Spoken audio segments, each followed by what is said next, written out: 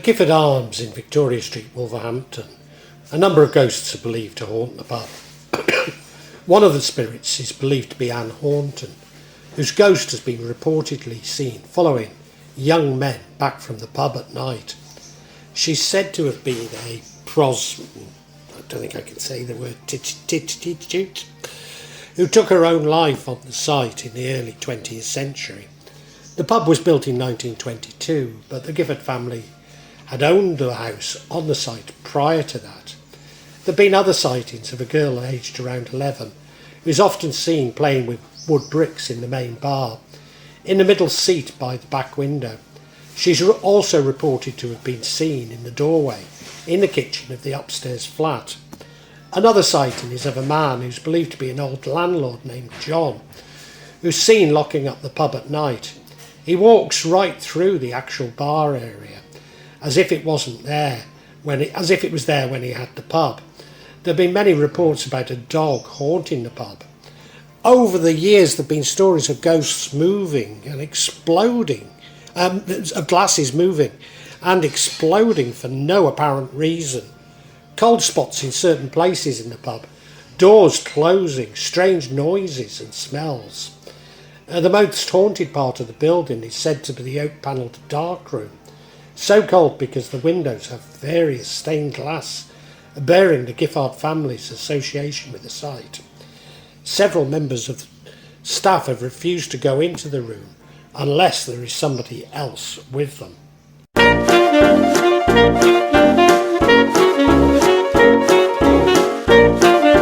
The Cuban Exchange, formerly the Exchange Vaults, dates back to at least 1866 and was known for attracting a clientele of military captains and low-life criminals.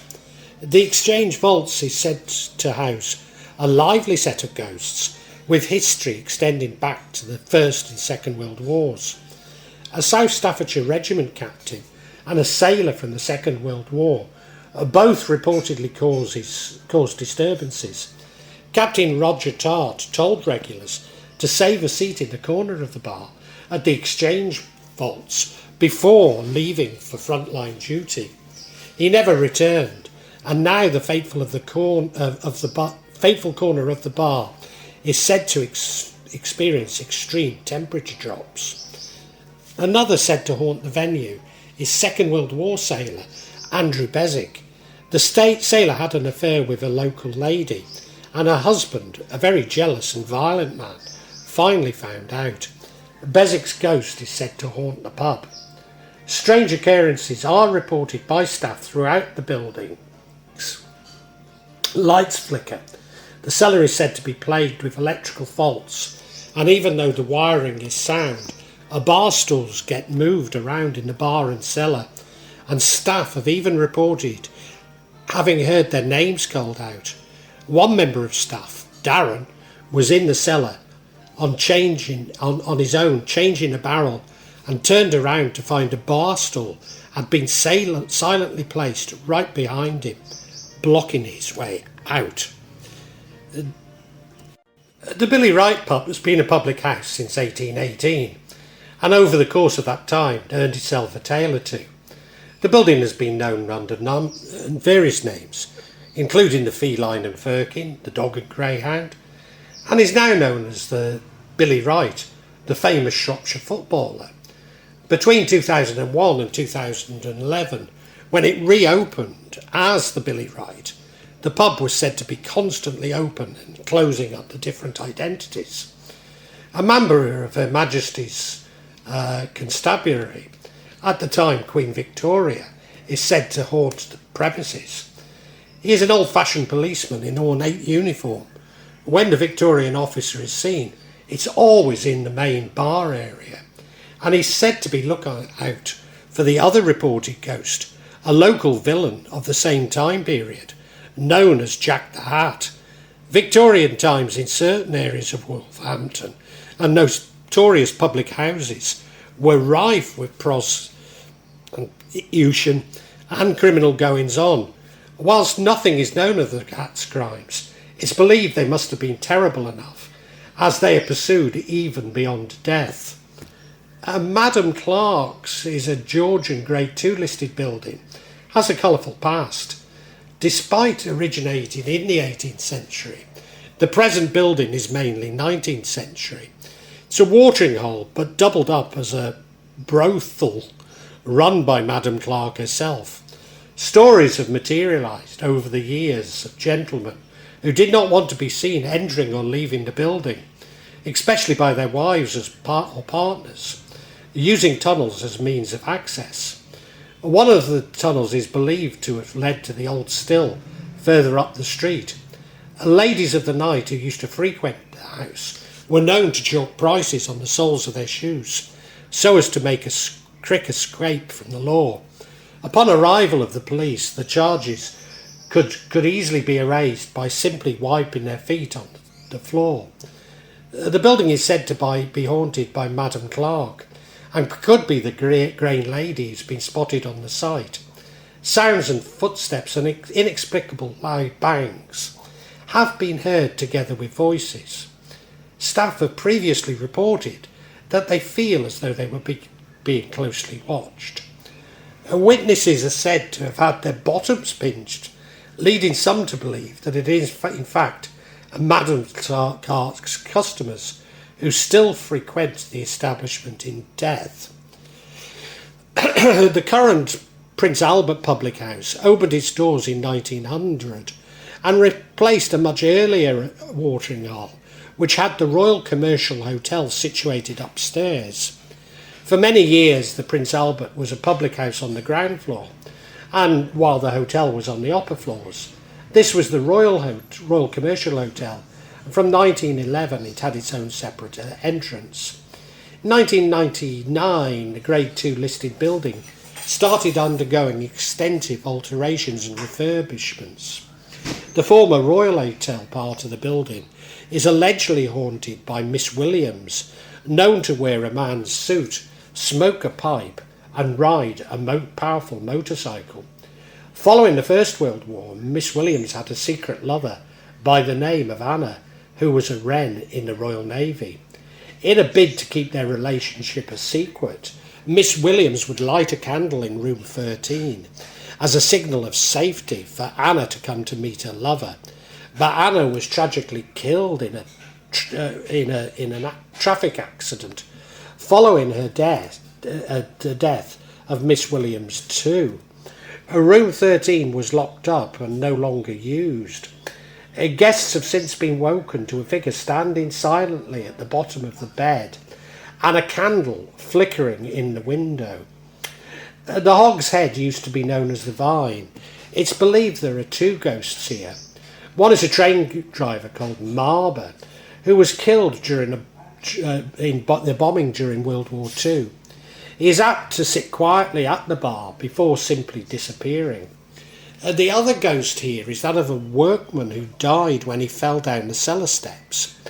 His ghost wanders the cellar vainly trying to complete the job he started in his life.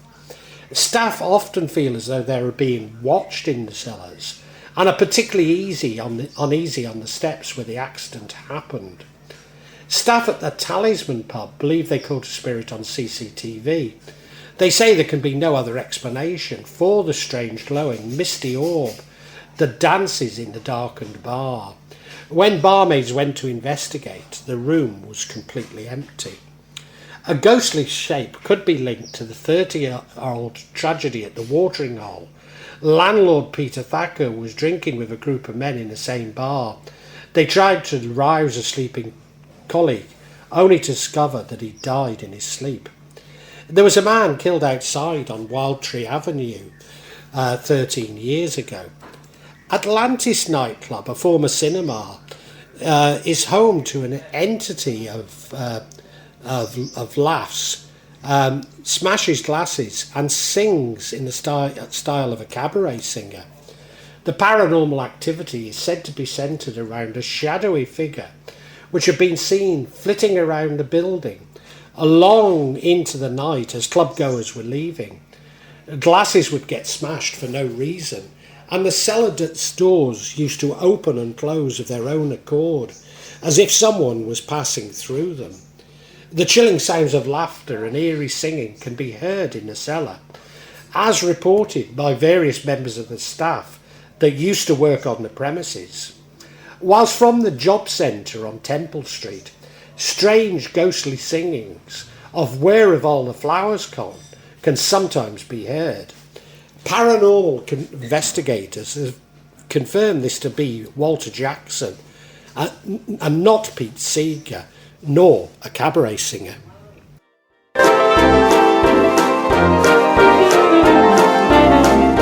At the Express and Star building, a blue odourless mist was said to have filled an office. Some believe the building to be haunted by a small child who fell to their death in a lift shaft. The Grand Theatre opened its doors in 1894 and still retains a magnificent Victorian facade. The theatre played host to many glittering stars over the years, including a young Charlie Chaplin in 1902. In common with many other theatres, the Grand Theatre is allegedly haunted by at least 2 ghosts. The most well-known apparition is one of Percy Purdy. He was the manager for some years in the early part of the 20th century and still likes to keep an eye on the productions.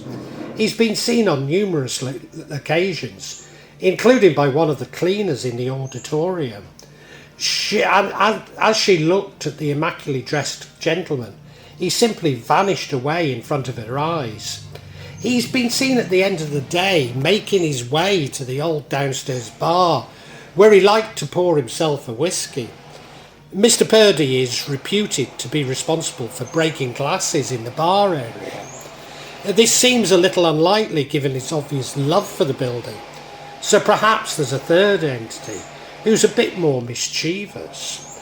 The second reported ghost at the Grand is not actually seen, but makes her presence felt through the very strong smell of lavender perfume and a distinct chill. She's sometimes known as the Lavender Lady. The lady is often experienced around the stage area, and where the story goes that she was killed in a fall.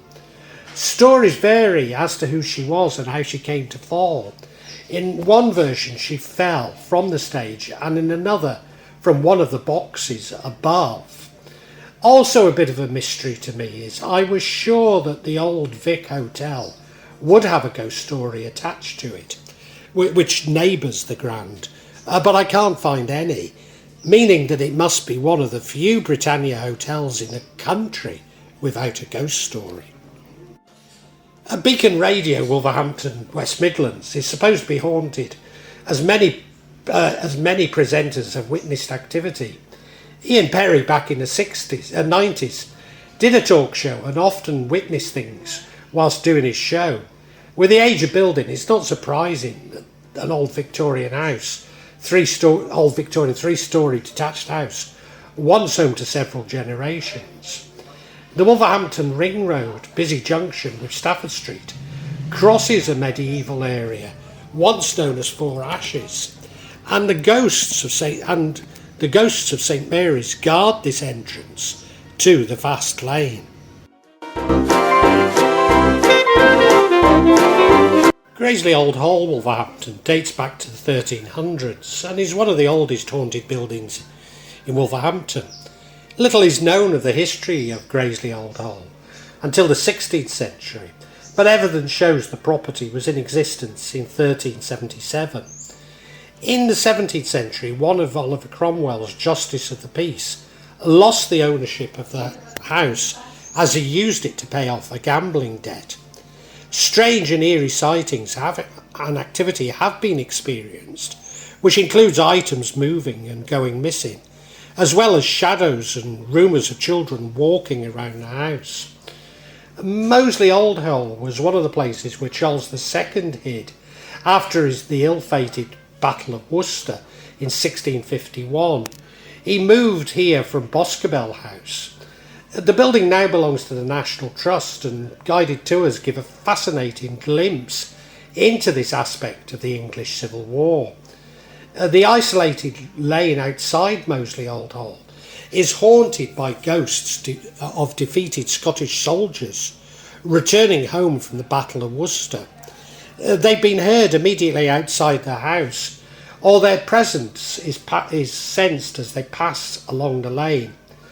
Moseley Old Hall was a Catholic house, and a secret chapel upstairs has a very strange atmosphere at times. Many people have felt icy chills up there, and some feel decidedly uneasy until they leave.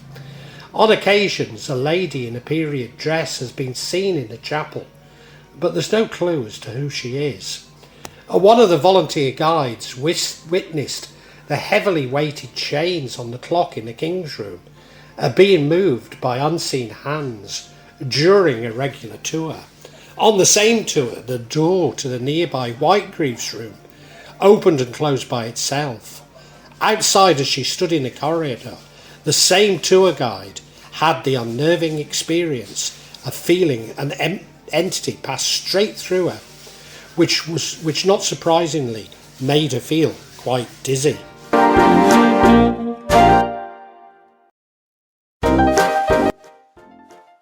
The Wolverhampton Banshee has been heard, and heard howling, and seen a swirling mist outside the house, and instantly that someone felt they were ill or about to pass.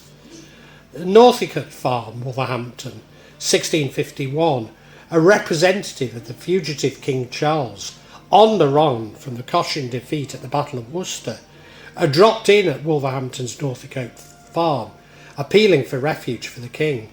However, her husband was away from home at the time, possibly fighting in the Civil War, and apparently the farmer's wife apparently turned down the request, resulting in Charles fleeing to Moseley Old Hall. It's said that possibly as a gesture of remorse, the farmer's wife sent an attractive young maid to attend to the king during his brief stay in Wolverhampton. After the dalliance, the maid left Moseley Old Hall, but was never seen again. However, it's not the unfortunate maid who's said to haunt the farm, but rather her grief-stricken lover, a farmhand who died of a broken heart and is said to return to the farm, searching for his lost love. In the summer of 1966, the farmer's site manager was said to be standing in his blue room when his wife complained of feeling cobwebs brushing across her face. The manager looked across to where she was standing and saw what appeared to be a shadow next to his wife, but one that didn't move when she did. Checking the room later, he found no cobwebs. Also, during a craftware, a trader in the parlour claims to have heard footsteps cross the length of the floor above her, closely followed by the sound of somebody falling down. Somewhat concerned, the trader mentioned the sound to a member of staff, who immediately investigated. The stairs leading to the upper floor had been securely closed to prevent members of the public gaining access, and there was no sign whatsoever of someone having been in the area.